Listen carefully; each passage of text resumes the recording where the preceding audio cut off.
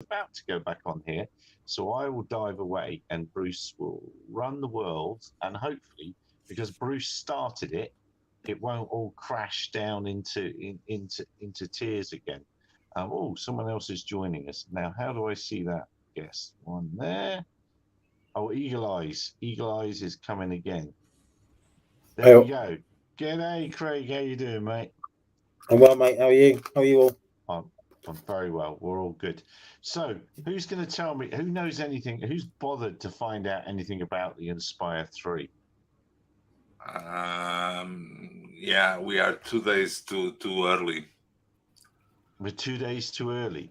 But the biggest news is not the Inspire 3. The biggest Oh, news is the Mini 3 Pro got supported by the newest release of the SDK. That's the biggest news well, because that makes it possible to use apps other than DJI's with a sub 250 drone, and mm, that is something unexpected. But and it goes crazy because they were so focused on having all the enterprise drones, and all of the sudden Mini 3 Pro supported. Whoa. mm. So something's coming up. Oh, and by the way, Gary, didn't DJI reach out to you to ask you to put a commercial asking for people? Because on GitHub, on their page on GitHub, they're asking people to send their CVs to work as a developer for DJI. Oh, well, best I look on there. You send me that link and I'll put it up on the news later.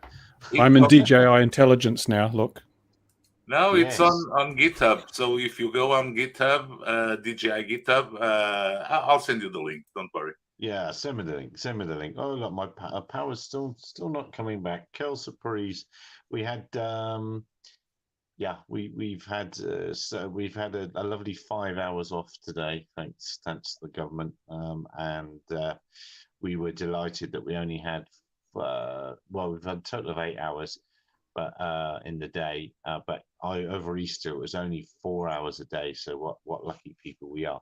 Right, I'll look forward to that link. And DJI, of course, are we going to talk about Florida, or are we just going to brush that under the carpet? We can do whatever we want. So let's see what. Johnny's I'll, saying that Bruce has gone to the dark side. Is that because they did something really silly for no good reason? What's that? The um, Florida ban? No, I don't think so. I think it's just Here you go. The link. It's at the bottom of the page. it won't work for me here, mate. No. I'm on my phone. But I'll add it to the news later. I'll pick it up on the other feed and I'll add it to the news But later. can I share? No need to share the page. No, all right, I'll find it. But DJI is looking for all kinds of software engineers. Weird. To continue building the future of possible. Available positions in Shenzhen, China, and around the world. If you are interested, please send your resume to DJI. Yeah, I don't That know. I think that is something that was unexpected. But yeah, why do you say that's unexpected? because they went crazy with getting rid of most of the US development, and having such a prominent request for any kind of software developer makes you wonder what are they planning. What are they Because planning, or who's left? Has all the yeah, experience gone off? Has it all gone off to make 3D printers now? yeah, the one that they sent to Ian. I don't know. It's not it's unexpected, basically. Anthony's got it there. You'll probably need to write your CV in Russian. And Johnny says, now I know Bruce is an imposter. He has a wing shirt on. Yeah, I couldn't see what that shirt was because it's in Tinyo Vision for me. So I couldn't quite see what it was. And then hopefully, Craig, why isn't Craig getting back in? But I think that's the most important thing they do. They did, and strange that they don't say anything about supporting the so-called Inspire 3 or the Mavic 3 Pro. So again, you've lost me there a little bit, but they've announced today. Obviously, they're getting a lot of emails about RID coming up in September, and they've announced. They made a little announcement about what is going to support it. But I just overall, I think they're becoming. I was talking to somebody today about it. I think they're becoming less and less relevant. I think microcopters of a certain size, I'm going to call them microcopters, the old original word, are losing their relevance. I think businesses are discovering what they need, the data that they need out of drones and how to get it. And they've had people coming in and finding it. And other than things like you do, Louis, which is blade inspections, perhaps multi-rotors don't offer for geographic survey. They don't cover enough ground, especially as the Sora route is opening up. And come on, I want you to argue with me, Louis. So that is it. All has always been like that. DJI is a commodity. Okay, is something that you pick up off a shelf, and it usually works the first time. Okay. And that has value because it reduces the time to get someone on board with the system. Besides that, you have to live with a lot of idiosyncrasies that they put on the drones. Does not make any sense the restrictions they put on one drone and not put on the other drone. So that is crazy. And I believe these latest developments of being banned in public services in Florida does not help. So I don't know what's going to come up with all of that. But, well, it's their strategy, and we are not aware of the most important facts of their strategy, like sales numbers. We can only guess. So let's see. I'm not expecting to see great volumes of the Inspire 3 going out. No. It strikes me as a very strange sized machine in the modern world. Yeah, and okay, who needs an 8K camera? Who needs an 8K camera? Probably goes Red or goes Blackmagic or whatever. And for that, you already have established platforms that carry those Sony cameras. Earpeak. Sony has that. Sony has their own. Going well. Another machine going amazingly well. Yeah, but Sony is pushing for their drones with their crazy cameras. So And a 10-minute flight time. Hey, Bruce, you know that to do a movie shot, you don't need 10 minutes. You need 1 or 2, and that's done. No, because you've got to hang around for so long. It's not the shot might be short, but the hanging around and doing it again, you need as much flight time as you can get. Yeah, and that might not hit the mark and all this lot. So yeah, but they are generally short shots, though.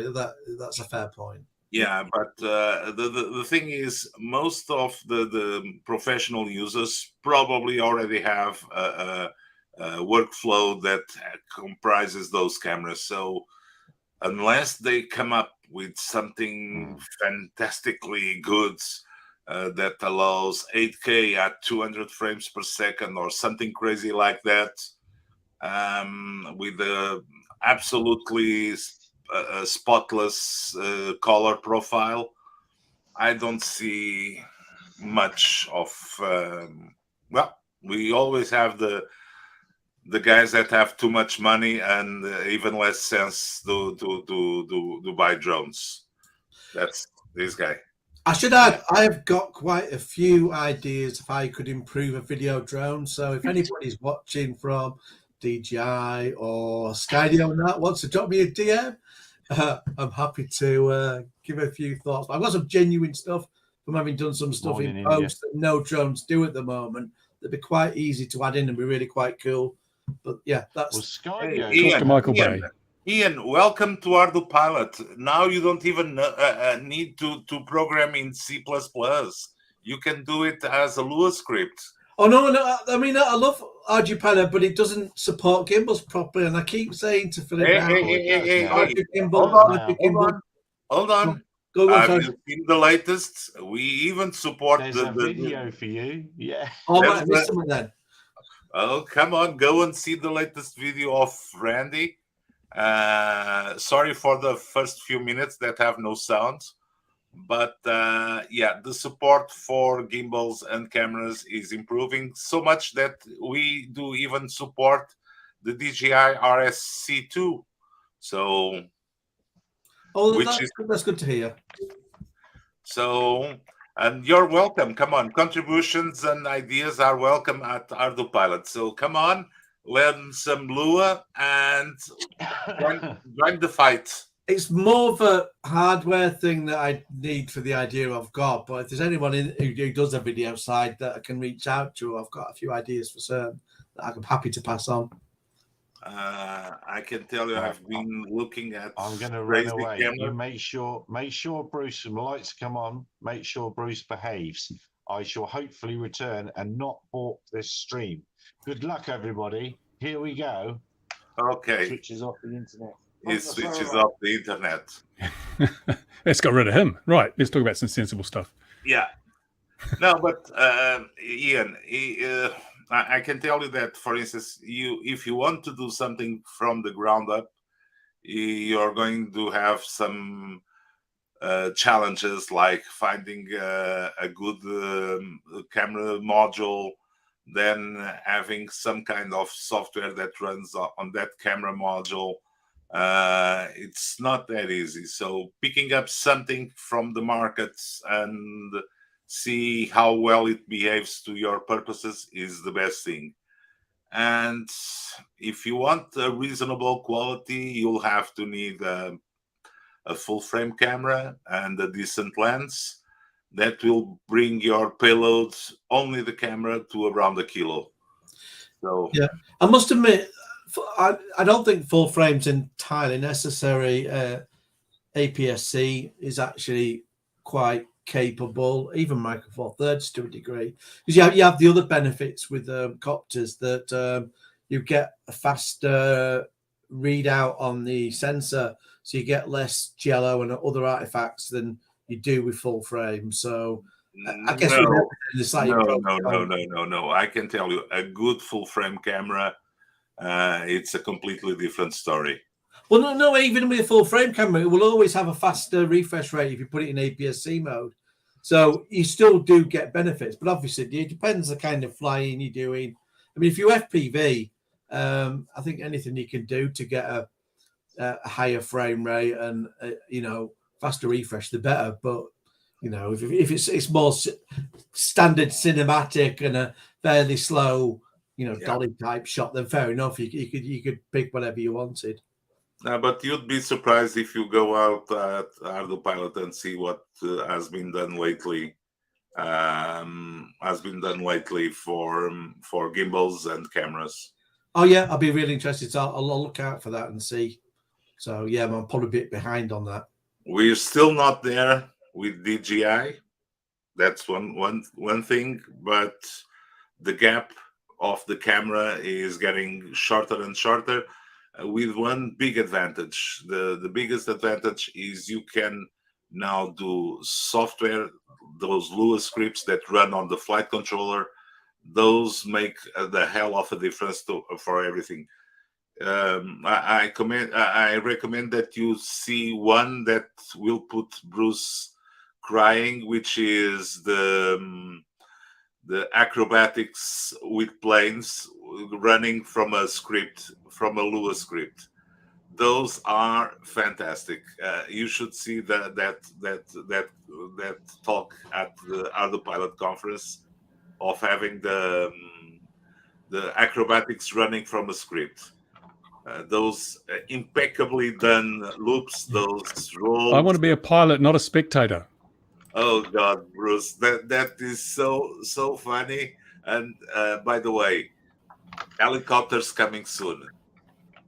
So helicopter acrobatics. No, come on. Yeah, you're not going to do it like that. It misses. We will miss all the fun. But having the drone or the plane or the helicopter do all those acrobatics and you learning from the drone or the plane, it's a completely. Come on, it's having a teacher. Come on, how did you learn to do it? But what is also, you're shaking your head, Bruce. What will also be amazing for is spectacular landings off the bottom of a deep stall approach or something like that. Sort of outside of it, regular flight regimes and stall recoveries. You know, It's called upset 3D. recovery. 3D Yeah, is no, the best part exactly. of flying. Yeah, it's great fun. Yeah. You do it with your exactly. thumbs, not with your fingers, your thumbs. Oh, you turning into a curmudgeon here, aren't you? No, you're right. I hear what you're saying. But the ability for autonomous flight moving forward to make use of that 3D flying properly, autonomously, it'll increase the flight envelope for everybody dramatically in the unmanned, in the autopiloted stuff, And reduce I the skill completely- levels required. Yeah. Well, Yes, yes, Bruce. yeah. Yes, Bruce. But you already have that with the DJIs of the world. Yeah.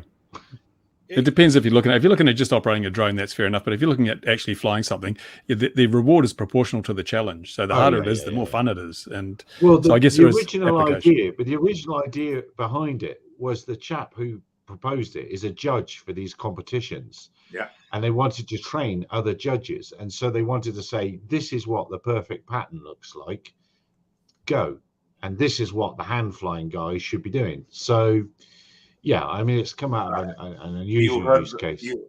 Gary, you heard about the challenges that the perfect figure, it's not what the drone does, but it's what the judge sees. So if you Yes. do the figure, oh God, that was, I laughed so hard Yes. when I heard that.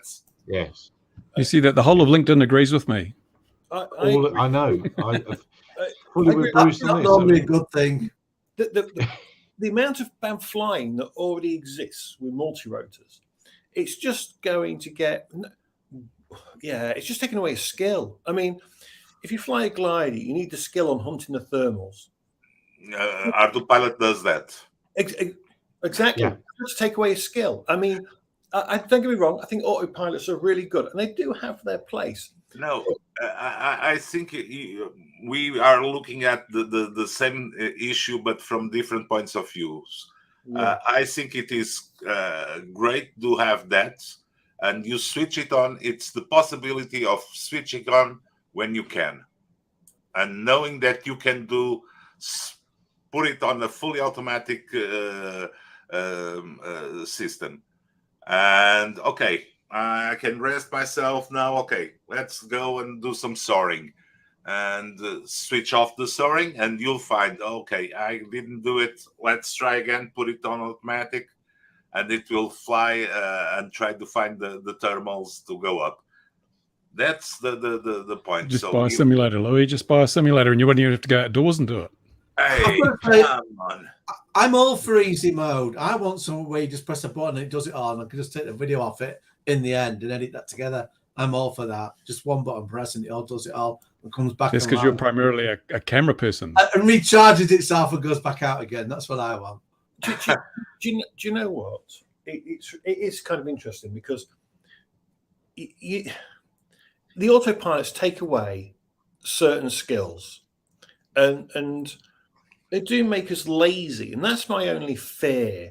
I mean, I'm with Bruce on this. I do not see the fun in flicking a switch and watching watching the aircraft do these aerobatics by itself. No, It depends what No. your aim is. I If your fun is playing about with the video at the end, it's delightful fun. If you want to sit there and play about with the controls and look, then want to be the pilot, not only that. It is the thing is, it is good to have that, but what autopilots are making is not making the pilots dumber. Is making people do not know how to set up a plane or how to set up an helicopter, because the autopilot compensates for all of that, and that is something that is terrible. That is happening. But that's look where this has got us already with DJI drones. Look what they've done to the hobby, because they've made it so easy and so simple and so straightforward. It is. We want people that actually have skills to do things properly, because it's the people that just take the shortcuts that get us into trouble with Dublin Airport. But that LinkedIn user has said the right thing. Imagine really pucker deep stall controlled landings to tight spots, and in a way, vertically can get rid of a lot of. You can just have an overpowered twin engine delivery drone, can sit on its nose and go. God. Not just be a delivery drone. You don't need a little. You just all you need. It's the only market, Louis. No other market exists. There you go. That's all you need. You need an aerobatic plane. That's all you need if you want to do that kind of stuff. You don't want to deliver pieces of Or a parts. really strong thermal. Just those cracking planes back there. Nice 3Ds. That's what you want. Learn to loop them. Learn to fly them so slow that when you flip it on its back, it just holds itself nicely. You're saying all that, but all of those have got tons of dust on. They haven't been used for ages. A show of hands. Who has gone to a flying field and at least once did not return with a dreadful black plastic bag full of parts? That would never happen to me, Louis. Oh God, you guys are so a bunch of liars. No, I'm going to hang her at the airfield. I can keep my parts there. I definitely come back with He walks them indoors. Here's the thing: when you're learning to fly, helicopters are the worst to learn to fly.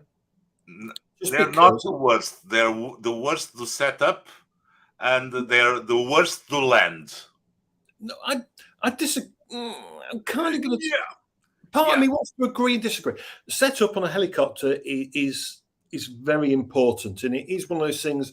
When I learned to fly back in 2000 and I think 6-ish helicopters, the guys that taught me on setting them up, everything's got to be 90 degrees to the swash. Everything's got to be spot on. You can't be like a couple of mil out. You've got to get them as near as damn perfect. Even the servo, the backlash, you've got to have good servos because they just make such a difference. Otherwise, they don't sit right. Landing a helicopter is, when I learned to fly, it was really weird. My first ever landing with a helicopter was my brain went into plane mode. So it's just skidded across the deck. But no, once it just takes time and practice. And, autopilots are great. No, a Lua script is all you need. Yeah, heli brake everything when you crash. Not strictly true. Your work depends how hard you go in with a helicopter. They are expensive to learn to fly. Which do it properly. Otherwise, they do the funky chicken thing. Yeah. Depending how a helicopter goes in, depends upon your repair bill. But there is one thing about helicopters. One, you learn respect to the damn things because a helicopter. If you're flying a 30 size or a 50 size or even a 90. You just got to watch yourself because the helis, you do not take risks or gambles with those things. I have a 700 here. I have a 700 here that has an ESC of 200 amps, 12S. Yeah. So that is barely a tiny whoop. And I bet, Louis, when you take that out, you pay that so much more respect than like the Phantoms or the M300 fly. That thing, you treat it with the utmost of respect. I'm willing to bet on it that you treat that machine, that helicopter. Oh, utmost respect. It's absolutely 30 meters away from it because I've already seen one of those blades flying off. Yep. So 30 meters is at the bare minimum. Just catch it in your teeth, Louis. And don't get me wrong, right? As you can see, these people flying these planes here. When you learn to fly a plane, you know, and I bet I'm the same as most of you, that actually getting one up. So your instructors normally had it in the air. You take over. You learn to fly them in the air. Then eventually you'll need to take off and then fly it around the air with your instructor with you. But your landings, your first lot of landings are always the roughest. And you learn a lot in the landing on planes. You often rip your undercarriage off. This video looks like just another day at our field. Yeah, that's what I was thinking. They're copying you, aren't they? This is But actually, it's obviously a interesting because you competition in notice Mexico. most of them are stalling it into the ground. Do these people, are there autopilots in these things, or are these people just naive pilots? Oh, I think they're hydraulic, and they've probably got. I don't know what the competition is. Mick sent it on, but it's probably got a lot of. They've probably got a lot of weight in them. It looks like a student, you know, weightlifting competition, and that one's going all right. This is going to be tragic. Yeah, no, Get into the crowd. Get into that crowd. It's bound to reach the Nose is a crowd. bit high. No. Stall, there it was. I've got a video for you guys for something that happened at my model flying club at the weekend. Oh well, Does it involve scantily clad women and poles? It does actually. It's actually going to share with you. This is kind of options. I don't know how to get it to the. How do I get it into the video? How do I?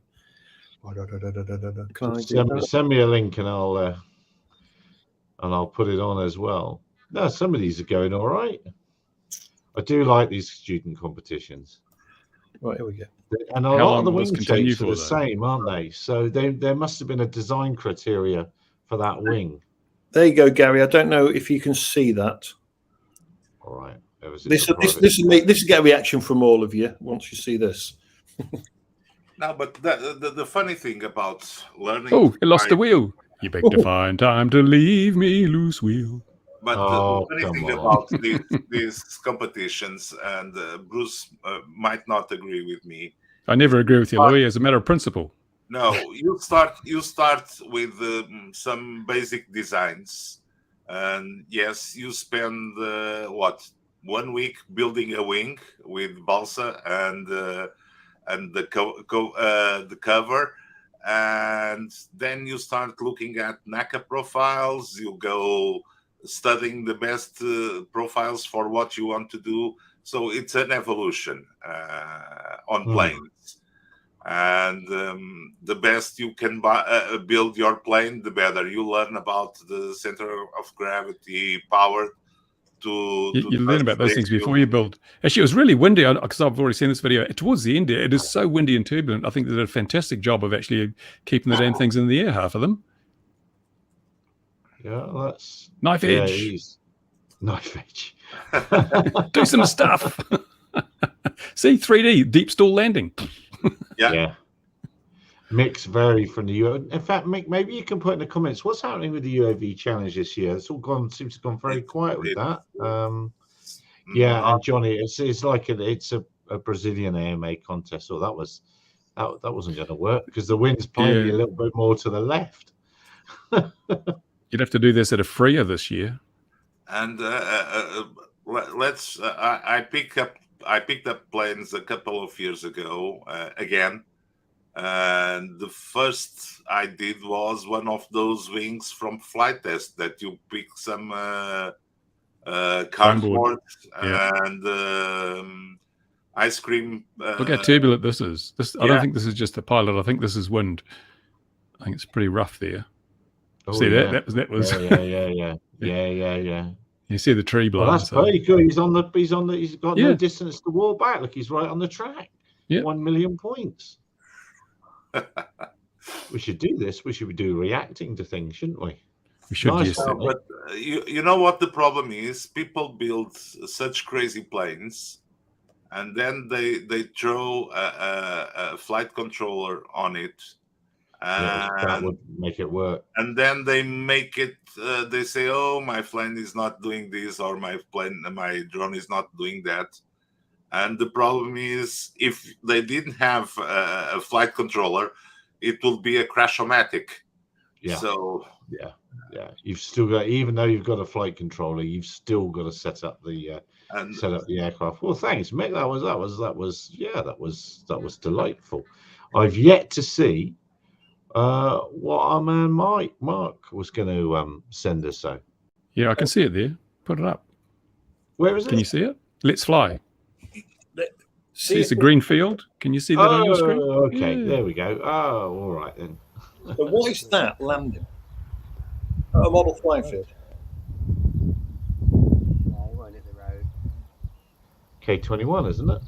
It's a that's manned aircraft. So It's it's a glider K-21. landing out, basically. Right near the model flying field. Well, that's all right. Nothing wrong with that. We love gliders. Gliders are the best. But it was one of the more stranger things that's landed near the club or next to the club. I see.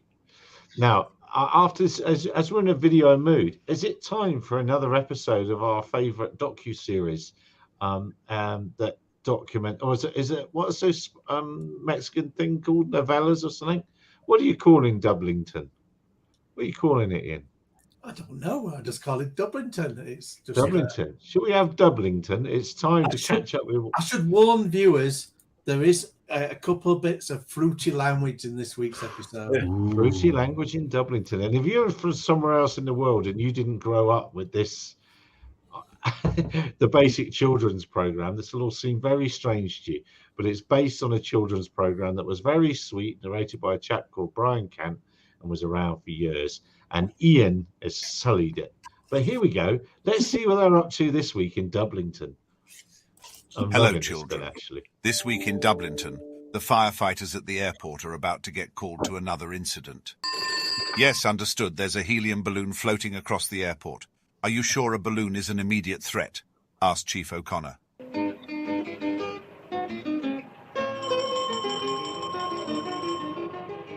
Hello. Have you seen a balloon flying about, a child's balloon or one of those Chinese spy balloons? Hello. Have you seen a balloon flying about? Hello. Have you seen a balloon flying about? Have you seen a balloon flying about? In an effort to locate the balloon, the Dublington firefighters lift their chief up on the fire engine's ladder. Frankly, I can see sod all in the sky this time. Can you believe we signed up to fight fires and here we are chasing a fecking balloon? Moaned Chief O'Connor. I've had it up to here with this bollocks. Get me the feck down, barked Chief O'Connor. We should be putting out fires, not chasing every sighting of something or other, explained firefighter Doyle to the local mayor. Yeah, so that is actually genuinely what has happened in the last week.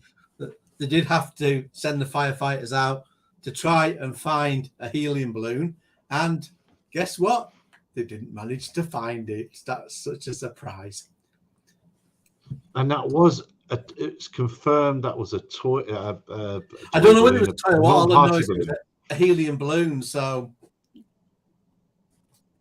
just mad, isn't it? It's just absolutely mad. I think I must. We need to make a section on the Drone and Sundry channel for Dublington stuff, and it's a gift that keeps giving. Just as Louis' favourite subject, Gatwick, was the gift that kept giving. It's just amazing, isn't it? And it does remind me that Bruce, it's reminded me of two things. First, I've got to say, how is your wife, Bruce? Yeah, she's good. She's bossed me around again, so she's not too bad. Oh, that's good. She's back on track, because that was your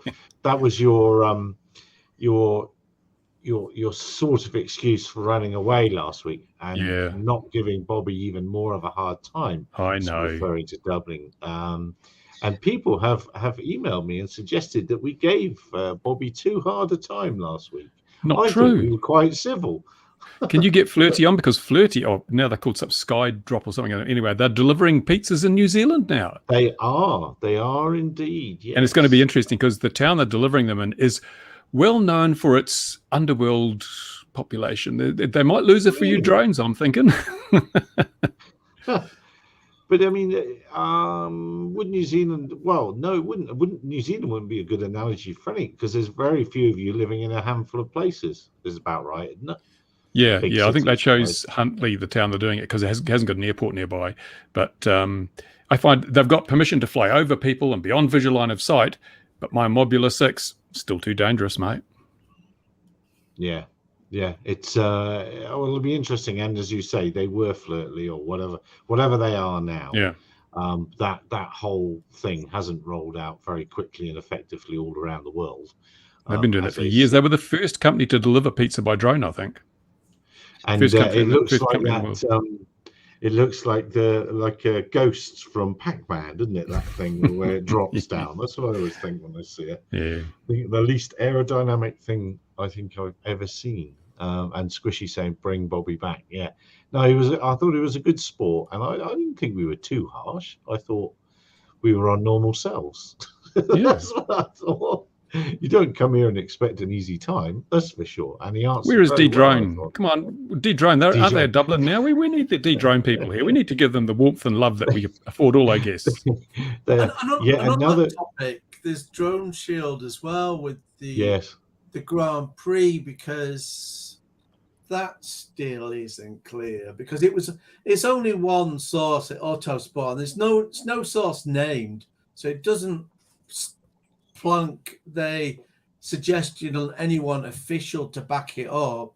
But the only thing that's come out is that, it might have been, there's someone saying, well, the tire server went down. Now, the way computer servers work on a network, one going down doesn't scramble all the network traffic for everything else on the network. And that's what they even use the word scramble. Well, I thought this is a load of mumbo jumbo. And there's some blogger in the F1. I don't even know how big it is, but it's just, I noticed it was cited on one of the drone groups. But all that blogger did was copy what Autosport said, which itself doesn't cite anyone to pin that to. So I did ask on Twitter directly the CEO of Drone Shield, come on, can you unequivocally say it was involved or it wasn't involved? It didn't answer, and they've not answered on their Twitter feed either, where we know a lot of CEOs, as we saw with Bobby, will be quite straight. You ask them a question and you'll get an answer,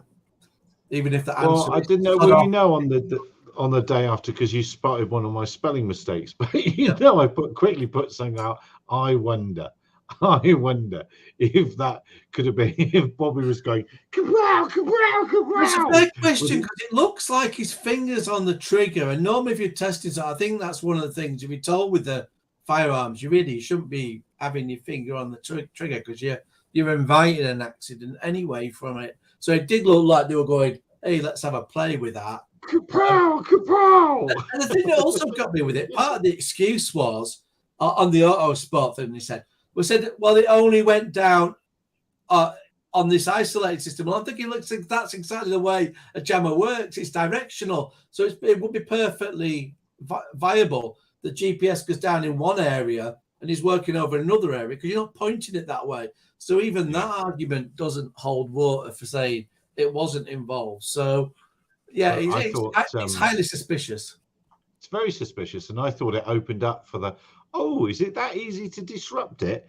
Say we want to disrupt a race because we don't like races for whatever reason, we'll just go and buy one of those Chinese GPS jammers that are everywhere here, because they use them against the cash in transit van.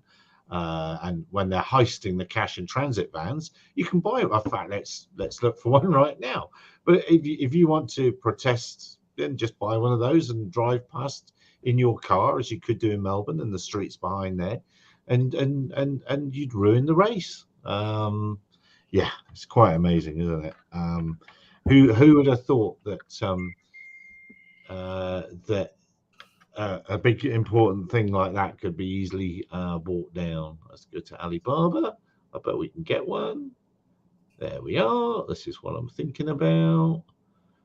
Let's add it to the stream.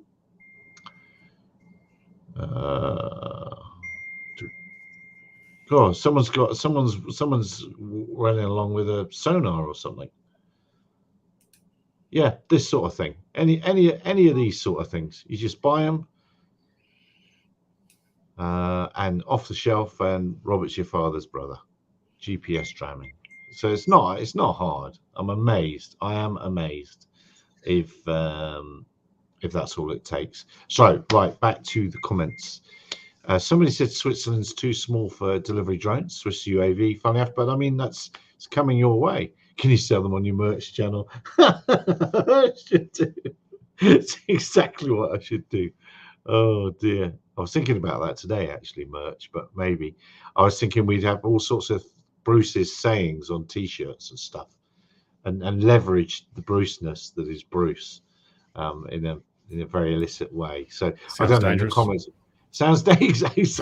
Well, there's one. There we are. I need to get a recording of this, and that sounds dangerous. That's a perfect one.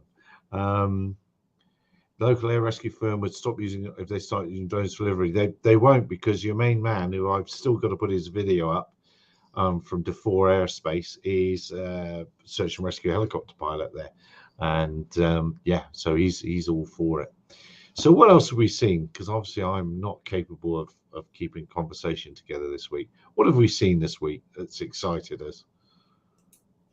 Well, there was something. There was that environmental impact thing for the freers in America, of course, which is just another.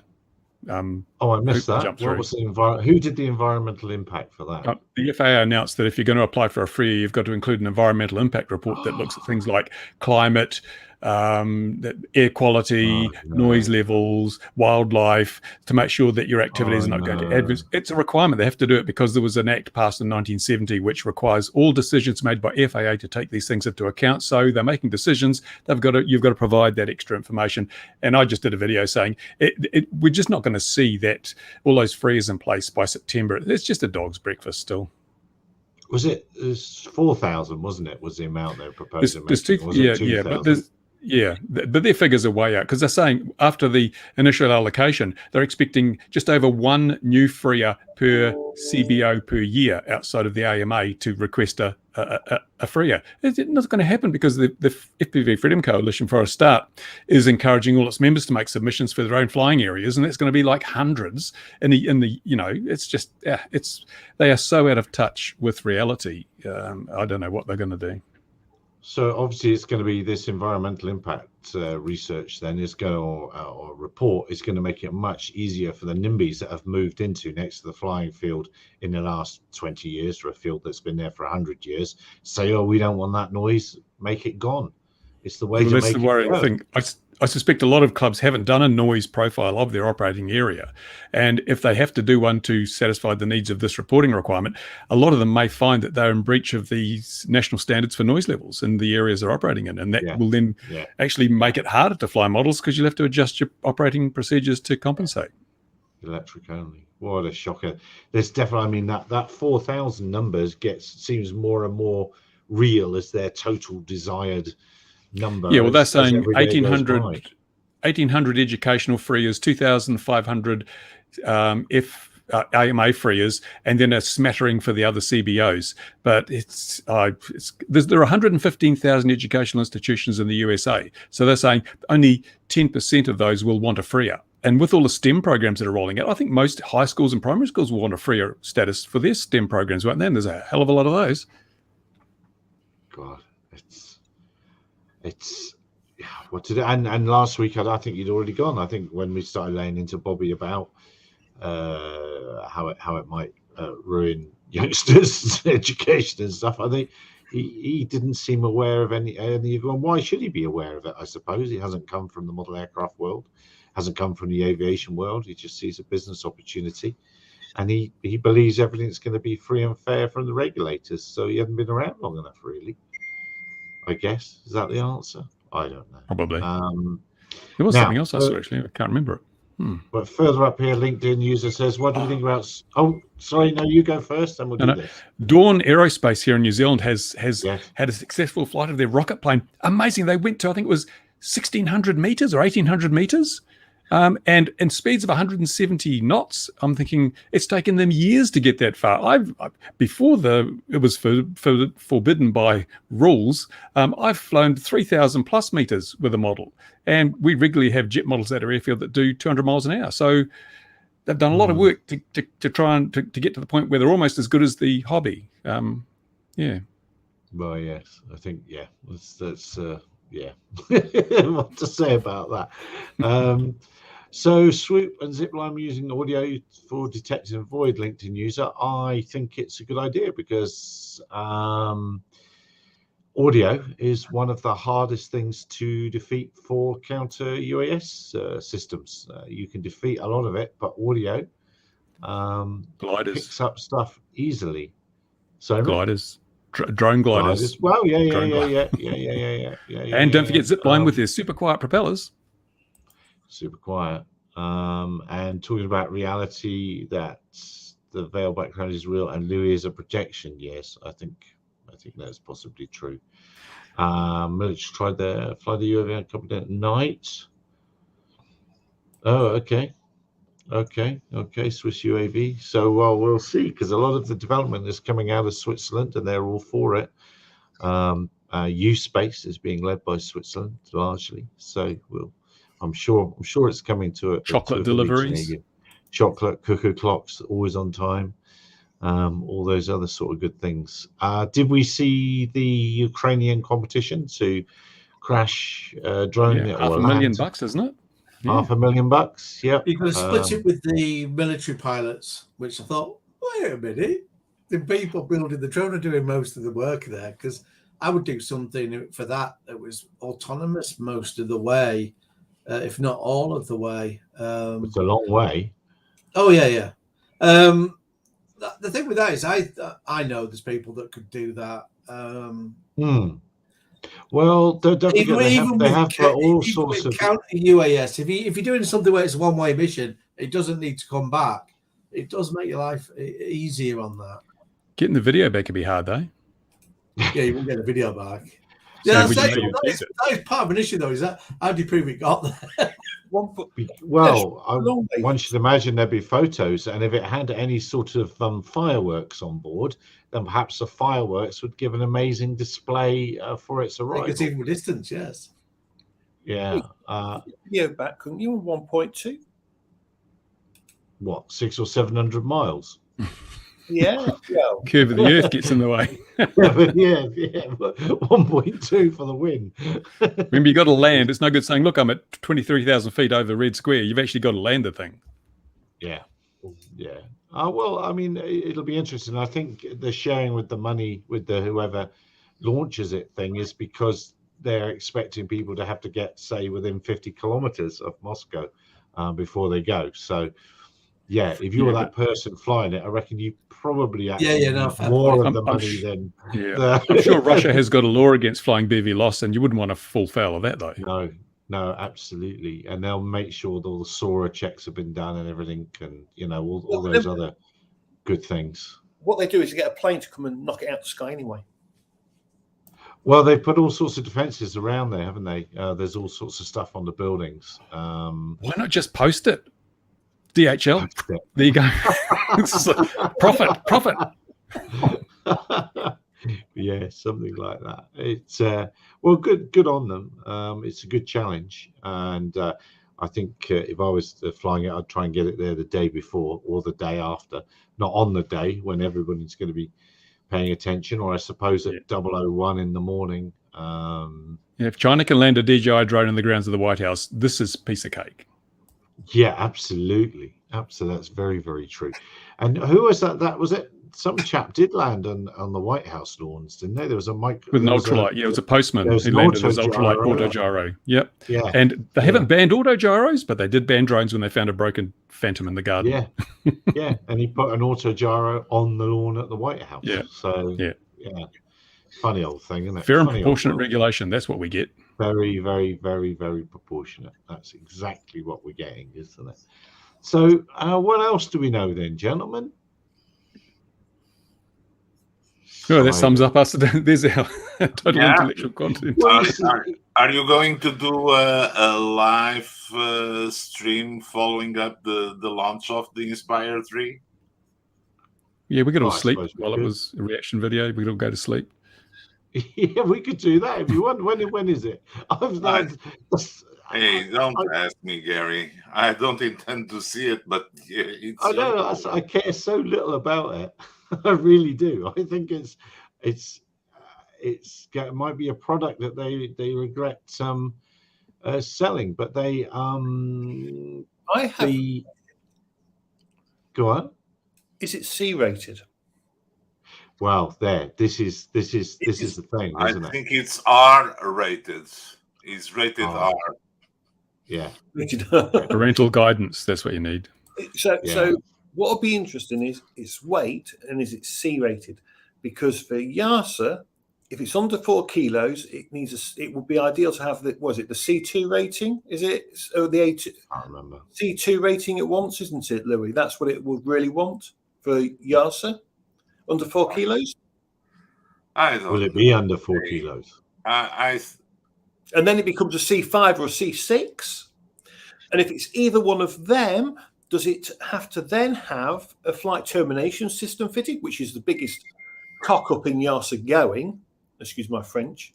So who knows? Does the ground count as a flight termination system? It does in most of mine. Always works. Always works. Never seen it fail. Well, what I would like to see from it is hopefully it's 2 batteries, so you got battery backup. Although they have the M200. I believe they are going to do the same mistake and having enormous batteries above 100 watt hours. Okay, and it'll be interesting to see what its fail-safe is if it was to lose a motor, because at the minute You know what that is. Yeah, will it still stay Return in to the ground. air with 3, even if it's a controlled semi-controlled descent in that format, and not just fall out of the sky? So I think that would be interesting to know, because at the minute, I think in the latest software, the Inspire anyway can cope, but it's a horrible spinning round. Not very, it's just it's continually. It's a controlled crash. It doesn't look really like it's properly under control. It looks terrifying. But it's all about, because at the minute RCA seems to have a problem. So any time that you go, you want something like a reduced distances. At the minute, they're just coming out with you can't predict a motor failure, for example. That they just go, oh, you can't predict a motor failure, so therefore you can't have reduced distances, blah blah, or you've got to have horizontal separation, blah blah. But the problem is, as we all know, a basic motor on a multi-rotor, so the motor that spins, it's only got 2 or 3 moving parts, and they're mostly bearings. As long as you do your pre-flights and you check them, and they're not notchy, not gritty. No, not true. Not true. One of the common failure modes is that the magnets become disconnected from the bell and jam the motor. Yeah. That was going to be my next comment. That's one of the few, because you get stone in. I've seen what happens when a stone can get in there. But if you take off and you're happy that the aircraft's good to go, what I don't get it, because you're not meant to be able to predict an unforeseen failure. You can do everything you can to mitigate it. So your aircraft is serviced, your aircraft is checked over before you fly. As long as you're happy with it and you're willing to put your little SIG to say, I'm happy with my drone and I don't think it's going to have a problem. But they don't accept that anymore. They really are going quite funny on people. Yeah, just tell them one little word: Boeing, and sensors, or Airbus and airspeed sensors. Yeah. Come on.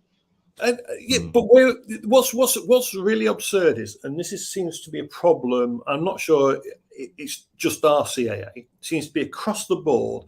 For some reason, they expect drones to be beyond manned aviation's what they allow for safety. We have to be absolutely so perfect that it doesn't matter, no matter what, it can never fail. Now, obviously, they do fail, and so does manned aviation, but our failure can never happen. You know what I mean? We're not allowed to have that failure, because if that failure ever happens... That brings us to the beginning of our conversation today.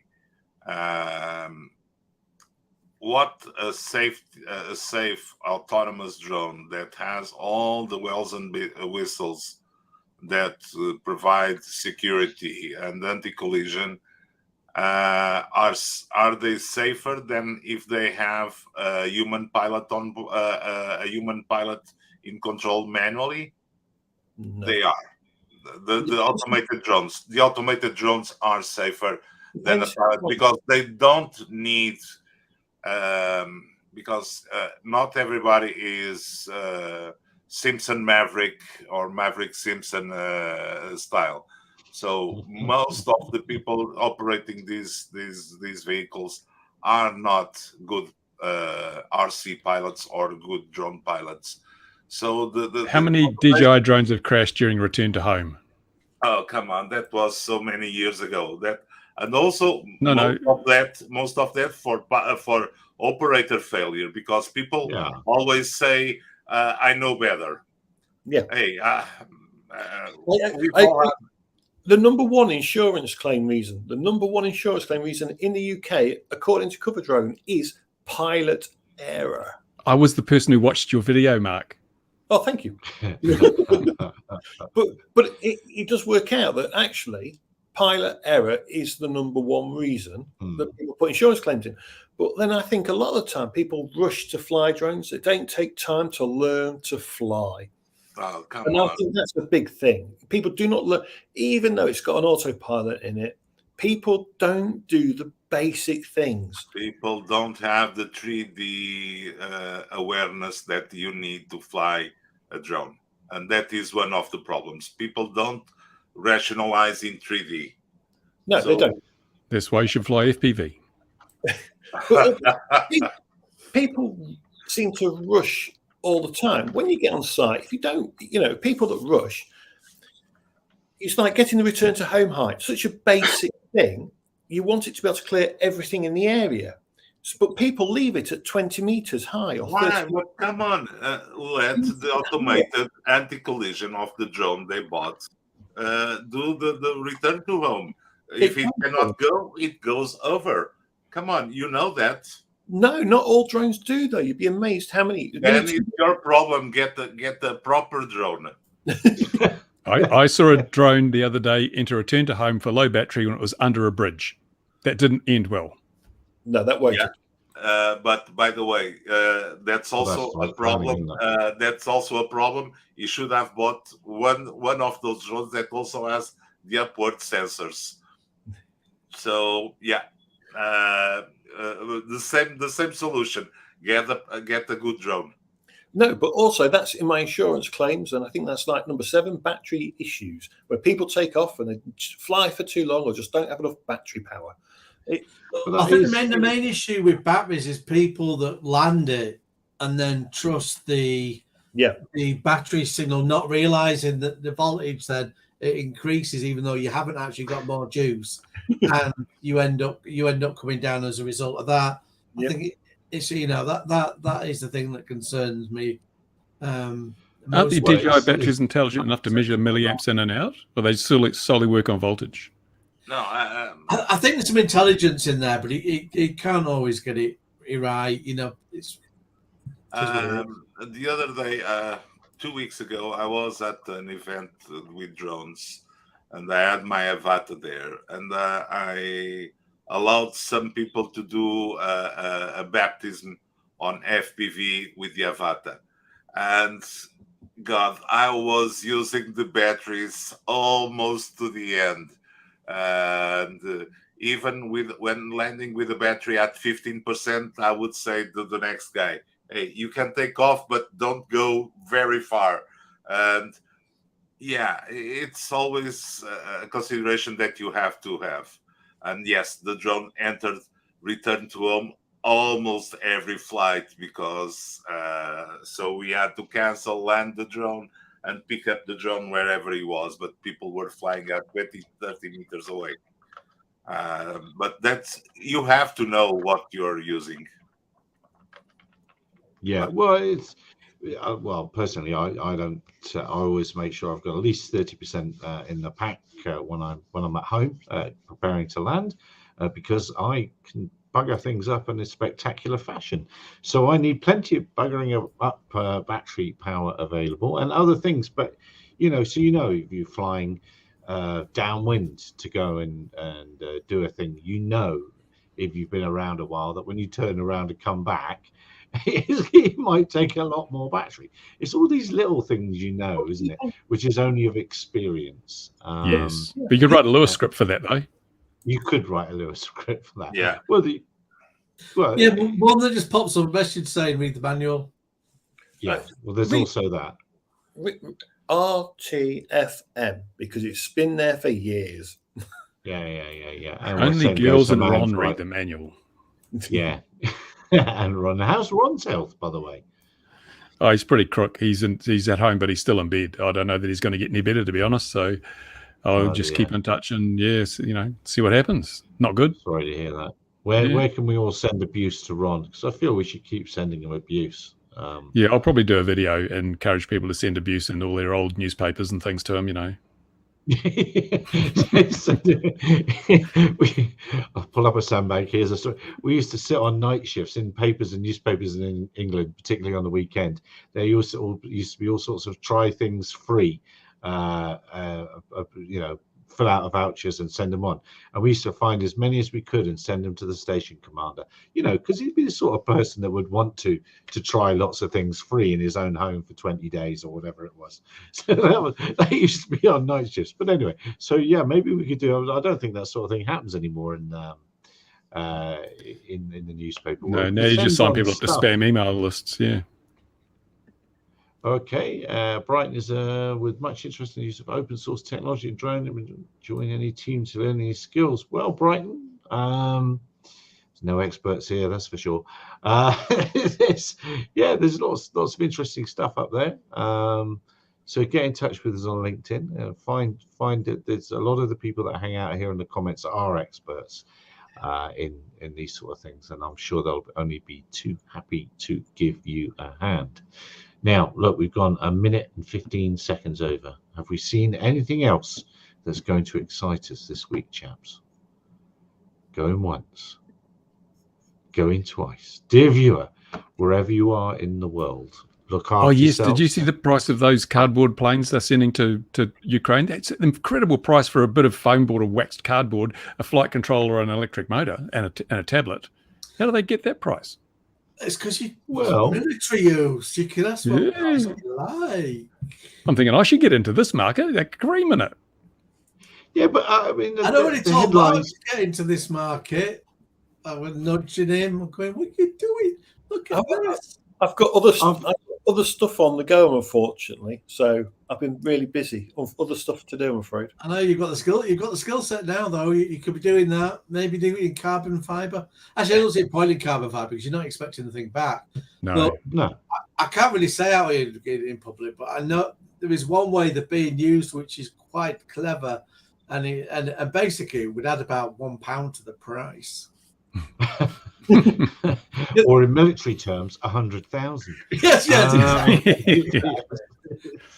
It's I've always thought those things were a good idea. They were a good idea in their use case outside of Ukraine. They're making, in effect, has been mentioned earlier, flight test models to go and do a job.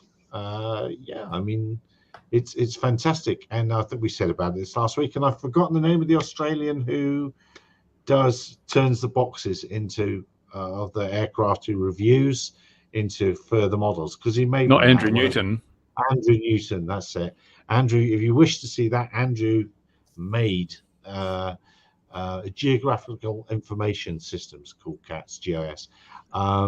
He made one in one of those very things into a Ukrainian or Australian style drone. The interesting thing with that is that the Australian Air Force is actually interested in purchasing, or Army is interested in purchasing them now, as are other places. So that's really brought them into the spotlight. And the idea that they're deliberately stealth drones just makes me chuckle. They're made at a flight test foam board. But they're biodegradable. They said they? waxed cardboard. They said waxed cardboard in the article Yeah. I read. Oh, okay. Well, it could be. Yeah, I guess it Just got to say credit to them for doing it. Good Yeah, on them. They've had the idea, they've done it, and fair play. fair play to them. Yeah, fair play indeed. It's a great idea. And on that great idea, I'm going to try again to end this. Let's see if someone else jumps in. This seems to be becoming a fashion. Well, I'm just gonna jump in for the hell of it to say, because I've not spoken about the Inspire 3, and I'm obviously I'm into the video, but it doesn't interest me, and I think I do think there are definitely commercial users that will be interested in it because there's been quite a few that are stuck with the Inspire, purely for the Like camera Ian. codec. But the market is much smaller now, just with regulation and the general hassle. There's so many more commercial operators now that just wouldn't want an Inspire. So it'll be interesting to see really how many they manage to sell, because the market for it isn't anywhere near what it was when it first came out. When people first came out, it was all a bit, wow, look at that. And now there's no wow factor, and size is a real turn-off when you just want to do Just stuff. ask Bruce. Hassle. Yeah. I can't wait to see how many cheap Inspire 2s appear on the market with ProRes in them, because they're already appearing. And the X5S camera and Inspire 2, you're getting a cracking bit of kit and you're paying peanuts for them. Aren't they talking about £15,000 for this new thing? Yeah. Yeah, not cheap. I heard the guy from DJI actually left and he set up his own company because he was Did he? disappointed with the costs. Yeah, and he's the patents have expired, and he's got this military guy on the team, and we're going to get this new one called the Drone X Inspire. It'll be $99 for 2. Buy now. Yeah, Stocks are limited. Free steak knives. By the way, is that price? Is that pulling my leg, or is it really 15K? Do you say? That's what I've heard people saying. No, the prices. Was this for the Inspire? That I saw $3,500 and $4,800 or something, depending on the camera, 6K or 8K or something. Okay, I saw £15,000. I was going to say that because that's more than like right then, Bruce. Yeah, I was going to say that's more Bruce, than the Matrice M30, isn't it? So you'd have no. I can't see any incentive to buy, but even at 3 or 4, it's about $4 or $5 grand. It's a lot of money, isn't it? Remember, it'll be about the camera it's carrying. Forget the drone for a minute. Think of the camera it's carrying. That will be the big thing. So, I mean, if it carry the X5S and 4S at the same, it can carry those as well as options. That'd be great. But they don't normally do that, which is the problem with DJI. If you actually supported stuff with backwards compatibility, it won't be so bad, because you can go, I'll buy the drone, I'll use my existing camera, and I'll upgrade at a later date or whatever. And they never really do any of that. They just want to flog your new stuff again. Can you put a GoPro on it? Absolutely. Right, this time we are going to go. We jolly well are going to go this time. I'm just going to say one thing Goodbye, about Inspire, though, just to annoy you to jump in there. The thing is now, though, the software will be improved and it will be quite intelligent, because the Inspire is that old. It predates having your redundant systems from your IMU all the way through. So I think what you'll have is a far more sort of robust and predictable drone, and maybe one you can use in situations you would have been pretty nervous with the original. So that's definitely going to be a tick in the box there, because it's definitely the people that are doing video for TV and to an extent to some of the movies, where you Inspires what the platform they want to use, because it's not as cumbersome as they're going for a full self-made rig, and at the same time you're getting better image quality than the Mavic. Though it is worth saying, though, look a lot of the US TV shows. There was a group on Facebook, a spin-off website and so on. But what it did do was it will put out requests that came out from big US TV shows saying, we want a clip. Sometimes it'll just be like a woodland, or sometimes it would be actually we want something from London, because you'd have something where it might be. I'm trying to think what it was called. It slips my mind, but if you had like a spy series, and obviously every episode they're going around the world, you can never do that realistically. So it's obviously your set you do in the studio, but they'd always want the copter footage from those areas. So there were always requests, and they were always prepared to take stuff that was on your Mavic, and even if you got it on the GoPro, if it was the right shot. Because all these copter shots normally in shows, they're only 3-4 seconds long. You're just saying, boom, we're in London, or, boom, we're over here in India. And you only have to sell that to the viewer, and it doesn't have to be anything super fancy. So, there's been, I think a lot of the cameras and the way people bought drones, historically, there's almost been a snobbery about it. Oh, it wouldn't be accepted for TV unless I'm shooting it full frame, and it's like bollocks. If the shot's right, it will be accepted. I think probably the exceptions where you're with the show throughout, and then if they can get you a bit better quality, we're going to do so. So there is a market there for it, but it's definitely very, small. very, very small, very, very, very niche. And with that, very, very, very niche, but wise words, I'm going to say cheerio. Look after yourselves wherever you are in the world, everyone. We'll see you again next week, where I think I might already have a guest lined up that should be interesting at 2100 GMT. Cheers for now, everybody. Press this one button